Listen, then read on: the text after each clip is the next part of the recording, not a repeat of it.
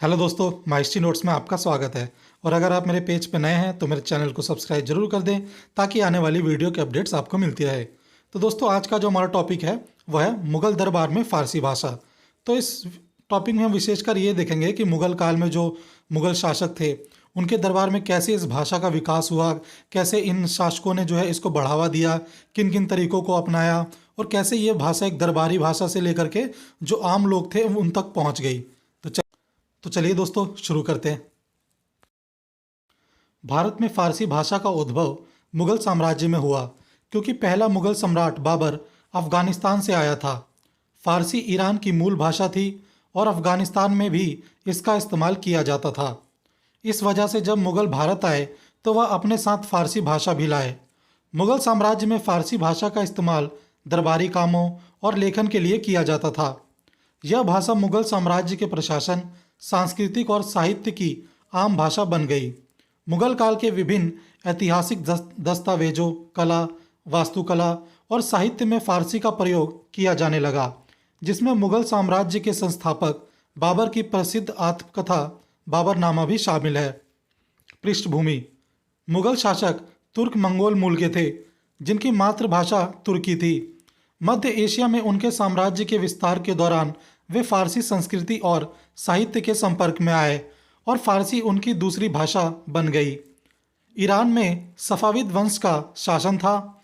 मुगल और सफ़ाविद वंश के बीच सांस्कृतिक संबंध थे। इस संबंध के कारण फारसी भाषा भारत में और अधिक प्रचलित हुई। इसलिए मुगल दरबार में फारसी भाषा का प्रयोग हुआ और यह दरबारी भाषा बन गई। मुगल सम्राट अकबर ने फारसी को अपनी प्रशासनिक भाषा बनाया। राजस्व, अभिलेख, फरमान और अन्य सरकारी दस्तावेज फारसी में लिखे जाते थे। फारसी मुगल साम्राज्य में विभिन्न क्षेत्रों के लोगों के बीच संचार का माध्यम भी बन गई। मुगल दरबार में कई प्रसिद्ध फारसी कवि थे, जिन्होंने अपनी रचनाओं के माध्यम से फारसी भाषा को लोकप्रिय बनाया। फारसी साहित्य का विकास भारत में होने के कारण यह भारतीय संस्कृति का एक अभिन्न अंग बन गई। मुगल काल में मदरसे स्थापित किए गए, जहां फारसी भाषा पढ़ाई जाती थी। फारसी भाषा अकबर से लेकर शाहजहां के शासनकाल तक शाही संरक्षण में विकसित होती रही। हालांकि मुगलों के भारत में स्थापित होने के बहुत पूर्व ही फारसी ने भारत में मुस्लिम अभिजात वर्ग की भाषा के रूप में अपनी पहचान बना ली थी। विद्वान मुजफ्फर आलम की the pursuit of Farsi language in Mughal politics में हमें फारसी भाषा के विकास की जानकारी मिलती है। भारत में फारसी भाषा का उद्भव 13वीं शताब्दी में देखने को मिलता है। जियाउद्दीन बर्नी की तारीख़ फ़िरोज़शाही इसका सबसे बेहतरीन उदाहरण है। हालांकि मुजफ्फर आलम के अनुसार मुगल पूर्व उत्तरी भारत में हिंदवी का उदय भी हुआ, जिसमें धीरे धीरे फारसी संस्कृति का बहुत कुछ समावेश हो गया। मलिक मोहम्मद जायसी की पद्मावत इस तथ्य का सबसे अच्छा उदाहरण है। बाबर ने फारसी के लिए तुर्की भाषा को प्रोत्साहित किया, जिसका उदाहरण उसकी तुजुके बाबरी से मिलता है। मुजफ्फर आलम के अनुसार मुगलों के अधीन फारसी के विकास की व्याख्या मुगल शासन के भीतर के कारकों में खोजी जा सकती है। अकबर के शासनकाल में कुछ प्रतिष्ठित ईरानी उल्लेमा हकीम अब्दुल फ़तेह गिलानी, फ़तेह उल्लाह सिराजी, मीर मुर्तज़ा सिराजी, सैयद नूरुल्लाह शुस्तरी अकबर को विरासत में मिले, जो 1555 में हुमायूं के साथ भारत आए और आगरा में बस गए। फारसी इतिहास लेखन को अब्बुल फजल द्वारा अकबर की जीवनी अकबरनामा में बेहतरीन ढंग से प्रदर्शित किया गया है। बादशाह अकबर ने अपने शासनकाल में ईरान के साथ अपने सामाजिक तथा सांस्कृतिक संबंधों को बढ़ावा दिया। इसके लिए उसने विद्वानों के कई समूह ईरान भेजे, जिससे कि मुगलों के साथ ईरान के संबंध मजबूत हो सके और अधिक से अधिक ईरानी भारत में आकर बसे। इस संबंध में बादशाह अकबर ने अपने दरबारी विद्वान फैजी को एक दस्तावेज तैयार करने को कहा, जो कि ईरान से आने वाले विद्वानों एवं व्यापारियों की यात्राओं पर आधारित था।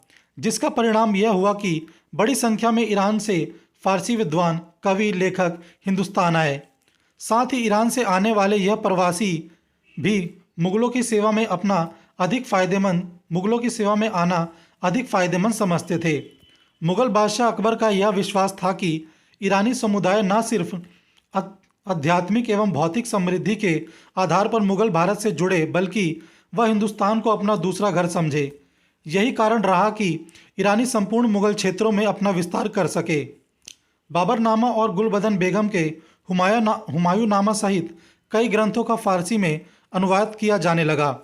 अकबर ने स्वयं फारसी में दोहे लिखे, फारसी कवियों को संरक्षण दिया और फारसी कवियों के लिए औपचारिक पद स्थापित किए।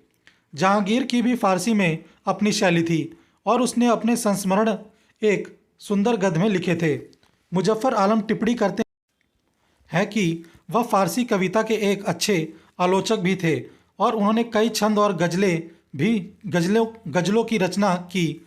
बाद में 17वीं शताब्दी में उत्तरी भारत में फारसी में उच्च स्तर के कई देशी कवि हुए, जिनमें मिर्जा अब्दुल कादिर बिदिल और नासिर अली सिरहिंदी शामिल थे। आगे चलकर फारसी भाषा की सीमाओं का विस्तार साम्राज्य के दायरे से भी अधिक हो गया। यह बादशाह, राजकुमारों एवं उच्च अमीर वर्ग के दायरे से भी आगे बढ़ गई। अकबर भारतीय इस्लामिक बादशाहों में प्रथम था जिसने उत्तर भारत में प्रशासन के सभी चरणों में फारसी भाषा को अनिवार्य कर दिया। अकबर के राजस्व प्रशासन में फारसी भाषा के महत्व को इस आधार पर समझा जा सकता है कि इस विभाग में नौकरी प्राप्त करने के लिए ईरानियों के साथ साथ हिंदू खत्री एवं कायस्थ भी बड़ी संख्या में उत्तर भारत के मदरसों में फारसी भाषा का अध्ययन कर रहे थे। यह खत्री एवं कायस्थ फारसी के अच्छे जानकार माने जाने लगे थे। मुगल प्रशासन में मुहर्षि एवं मुंशी के पदों पर नौकरी करने वाले लिपिक वर्ग को फारसी का ज्ञान होना आवश्यक था। इसमें न सिर्फ ईरानी वर्ग लगा था, बल्कि बड़ी संख्या में हिंदू खत्री एवं कायस्थ भी फारसी सीखकर नौकरी कर रहे थे, जिसके बाद शाही आदेशों से लेकर स्वीकृति पत्रों सभी मुगल सरकारी कागजात जो एक गांव के मध्यस्थों द्वारा लिखे जाते थे, फारसी भाषा में तैयार किए जाने लगे। अकबर के दरबार में पहला फारसी कार्य बाबरनामा का तुर्की से फारसी भाषा में अनुवाद था। साथ ही उसने इस बात पर भी बल दिया कि आगे से उसकी सभी दरबारी गतिविधियां एवं उपलब्धियों का विवरण फारसी भाषा में ही किया जाए। हुमायूं की बहन गुलबदन बेगम के द्वारा लिखा गया हुमायूंनामा भी फारसी भाषा में लिखा गया, जबकि गुलबदन एवं उसके पति खिज्र ख्वाजा खां की मातृभाषा तुर्की थी। दरबार में महत्वपूर्ण फारसी पुस्तकों का निरंतर पाठन पठन किया जाता था। उसके पुस्तकालय में अरबी, फारसी, हिंदी, ग्रीक एवं कश्मीरी भाषा की सैकड़ों साहित्यिक पुस्तकें थीं, परंतु उसके समक्ष जिन पुस्तकों का पाठन किया जाता था वह अधिकतर फारसी भाषा में होती थी। दरबार में फारसी भाषा की बढ़ती महत्ता के कारण ही फारसी कवियों एवं विद्वानों के द्वारा शाही संरक्षण का उपभोग भी किया जा रहा था। अकबर ने अपने दरबार में मलिक उस शुअरा जैसे पुरस्कार का चलन शुरू किया। यह पुरस्कार केवल फारसी कवियों को ही दिया जाता था और यह व्यवस्था शाहजहां के काल तक जारी रही। गजाली, हुसैन, शनाई, तालिब, अमूली, कलीम कसानी एवं कसदी मसहदी जैसे कवि एवं विद्वान मलिक उस शुआर का पुरस्कार पाने वाले सभी ईरानी थे। आगे दीवान या मसनबी की रचना करने वाले हजारों कवियों में केवल कुछ एक को छोड़कर शेष सभी ईरानी थे और फारसी भाषा के कवि थे। इसके अलावा सैकड़ों फारसी कवियों एवं लेखकों को बादशाह का संरक्षण मिल रहा था। निजामुद्दीन बख्शी के अनुसार इनकी संख्या 81 थी, जबकि बदायूनी ने इनकी संख्या 168 बताई है। यहाँ तक कि बादशाह के अमीर भी फारसी विद्वानों को ही संरक्षण देते थे, जैसा कि केवल अब्दुल रहीम खाना से ही लगभग 100 कवि एवं 31 फारसी के विद्वान जुड़े हुए थे। अतः अब तक फारसी भाषा का उद्भव शासकों की भाषा के रूप में हो चुका था। यह मुगल घराने एवं उच्च अभिजात अमीरों की भाषा बन गई थी। अकबर का उत्तराधिकारी जहांगीर की फारसी भाषा पर पकड़ थी और फारसी की उसकी अपनी ही एक शैली थी। उसने अपनी यादों को फारसी भाषा में ही कलमबद्ध किया। वह फारसी भाषा का एक अच्छा विद्वान एवं कवि था।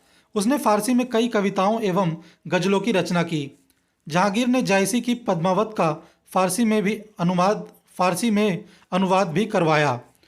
बाद के कालों में मुगल बादशाह औरंगजेब ने भी अपने को फारसी की एक महत्वपूर्ण गद्य लेखक के तौर पर स्थापित किया, परंतु उसके द्वारा जब औपचारिक रूप से मलिक उस शुअरा पर रोक लगा दी गई तो इससे फारसी की प्रभुत्ता पर थोड़ी आंच अवश्य आई, परंतु फिर भी संपूर्ण 17वीं शताब्दी उत्तर भारत में ऊंचे दर्जे की फारसी कवियों एवं लेखकों की गवाह अवश्य बनी। एक और इसने हिंदुओं के लिए अच्छे करियर की संभावनाएं पैदा की, तो दूसरी ओर मुसलमानों के लिए इस भाषा ने एक तरह की धार्मिक पवित्रता हासिल की। जमालुद्दीन इंजू की फरहंग जहांगीरी में बताया गया है कि फारसी और अरबी दोनों ही इस्लाम की भाषा है। शाहजहां के समय में धार्मिक विवादों पर फारसी भाषा में ग्रंथ लिखे गए थे। यह ग्रंथ आम गरीब मुसलमानों के लिए लिखे गए थे ताकि उन्हें ब्राह्मणवादी जाल में फंसने से रोका जा सके, जिससे वे मूर्ति पूजा की ओर ना झुके। इसका सबसे अच्छा उदाहरण हुजूत उल हिंद था। उस समय फारसी संचार का सबसे कार्यात्मक और निपुण माध्यम बन गई थी। विद्वान बर्नार्ड कोहन के अनुसार 18वीं शताब्दी तक इसे लगभग पूरे उपमहाद्वीप में राजनीतिक भाषा के रूप में मान्यता मिल गई। प्रशासन में फारसी भाषा को बढ़ावा देने के लिए अकबर ने इसकी शिक्षा की भी उचित व्यवस्था कर इसे बढ़ावा दिया। अकबर ने यह व्यवस्था बनाई कि विद्यार्थियों को आरंभिक स्तर पर ही फारसी अक्षरों का ज्ञान हो जाए। इसके लिए मदरसों में फारसी भाषा के शिक्षक तैनात किए गए। कम उम्र में ही विद्यार्थियों को फारसी की नैतिक शिक्षा, गणित, कृषि, मापतौल, घरेलू अर्थशास्त्र एवं सरकारी प्रशासन के कायदे कानून आदि जैसे कई अन्य विषयों की भी शिक्षा दी जाने लगी। साथ ही उच्च स्तर पर फारसी के काव्य एवं लेखन की साहित्यिक शिक्षा प्रदान की जाती थी। फारसी के दरबारी विद्वान एवं कवि फारसी की उच्च स्तर के ज्ञाता होते थे। इन सब शासक की गतिविधियों एवं प्रेरणाओं का परिणाम था कि फारसी मुगल दरबार की प्रथम प्रशासनिक भाषा बन गई और भारतीय इस्लामिक शासन में इसने अपना महत्वपूर्ण एवं उच्चतम स्थान प्राप्त कर लिया। मुगल फारसी भाषा को एक राज्य निर्माण के यंत्र की तरह प्रयोग कर रहे थे। इसके माध्यम से वह मुगल पहचान एवं संस्कृति की सर्वोच्चता को स्थापित करना चाहते थे। फारसी भाषा ने मुगल प्रशासन को एक उच्च स्तर एवं इस्लामिक पहचान दी। यह कहा जा सकता है कि 16वीं शताब्दी में फारसी राजनीतिक गतिविधियों के लिए एक उपयोगी साधन बन गई। 16वीं शताब्दी के अंत और 17वीं शताब्दी की शुरुआत तक मुगल शासन ने फारसी भाषा को राज्य निर्माण उपकरण से एक सामाजिक और सांस्कृतिक के रूप में विकसित किया। प्रशासनिक और राजनीतिक में फारसी के लोकप्रिय होने के साथ साथ इसका इस्लामी रंग भी जारी रहा। 18वीं शताब्दी तक फारसी भाषा का उपयोग मुख्य रूप से हिंदवी को बढ़ावा देकर लोगों के साथ तालमेल बिठाने के लिए किया जाता था। हालांकि मुगल दरबार में प्रवेश करने से पहले इसे फारसी बना दिया गया। यह कहना मुश्किल है कि क्या यह भाषा की अंतर्निहित ताकत के कारण था या सिर्फ सत्ता और प्रतिष्ठा के साथ इसके जुड़ाव के कारण। लेकिन मुगल शासन ने ताल्लुकात के लिए स्वदेशी अधीनस्थ शासक समूहों और नौकरशाही ने फारसी को अपनाया। तो दोस्तों, इसी के साथ हमारा ये टॉपिक भी समाप्त हुआ और लाइक और कमेंट करके जरूर बताएं कि आपको कैसा लगा। तो चलिए मिलते हैं नेक्स्ट टॉपिक में और इसे देखने के लिए आपका बहुत बहुत शुक्रिया।